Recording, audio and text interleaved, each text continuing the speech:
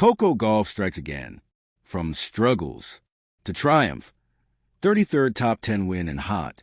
Streak at WTA finals. Under the blazing lights of Riyadh's Grand Arena, the crowd held his collective breath. The WTA finals had already delivered surprises, heartbreaks, and miracles. But the moment Coco Gauff stepped onto the court, something shifted. A quiet electricity, a sense of destiny in motion. This wasn't just another match. This was a continuation of a comeback story the world thought it already understood, but didn't. Not until tonight. Because Coco Gauff wasn't just chasing a win. She was fighting her past, her doubts, her pain, and the shadows she had carried for months.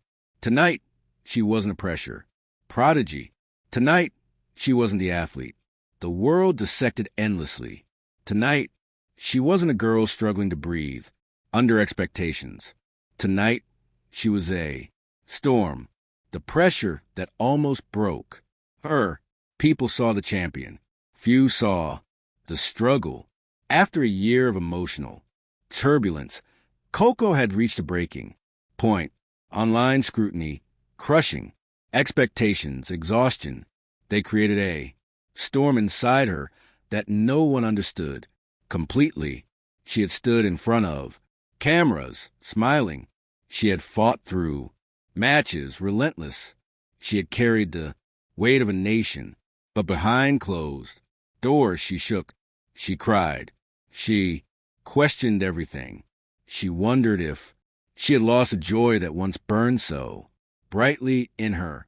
But somewhere inside that storm, a spark lived, a spark waiting for the right moment to erupt. And the WTA finals became that moment. The rebirth, it began slowly.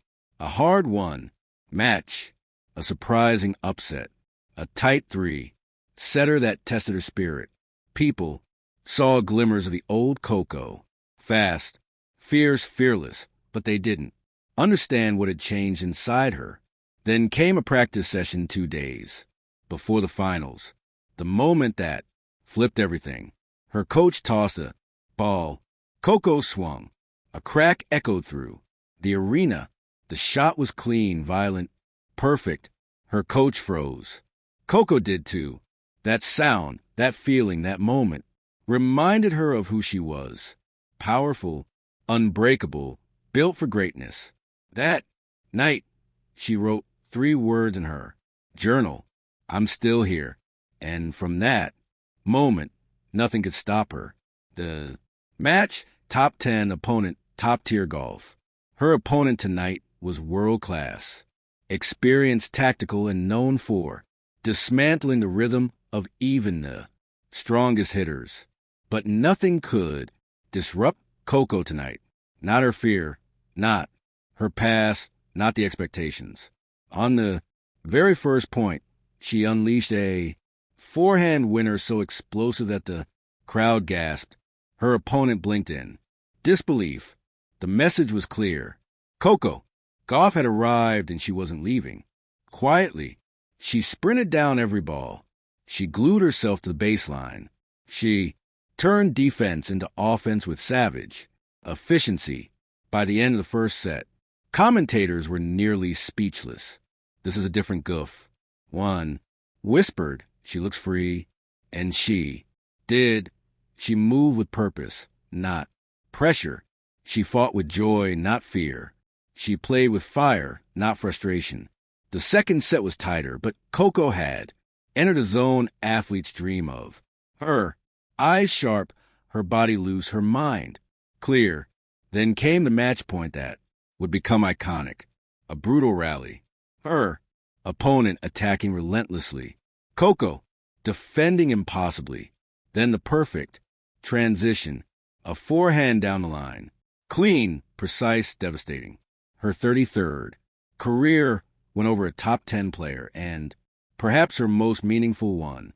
The entire stadium erupted. But Coco, she simply closed her eyes and breathed. Deeply, slowly, gratefully, because this victory wasn't just a point on a scoreboard. It was proof she wasn't just back. She was reborn the moment the world fell silent as the applause faded. Coco walked her bench, sat down, and looked at her hands. Not shaking, not trembling, steady, she whispered to herself, "I did it." And for the first time in months, she believed it. Her coach ran to her, hugging her tightly. Her mother wiped a tear. Her father nodded proudly from the stands. But the most powerful moment came when she stood. For her end-court interview, she lifted the mic and said something that sent chills across the world. Struggles don't weaken you, they sharpen you. Fans cried. Commentators choked up. Social media erupted because those words weren't for the match. They were for the girl who almost broke under the weight of success. The girl who nearly quit. The girl who doubted her worth. The girl who wondered if she'd ever smile genuinely on a court. Again, tonight, that smile returned. Radiant, authentic, unstoppable. The hot streak that feels like destiny. This one wasn't a fluke. It wasn't luck. It wasn't a one-night resurrection. This was a continuation of a streak burning, hotter with every match. Her movement, perfect. Her serve explosive. Her confidence untouchable. And as she walked toward the locker room, she passed a screen showing her stats. 33, top 10 wins, a blazing streak at the WTA.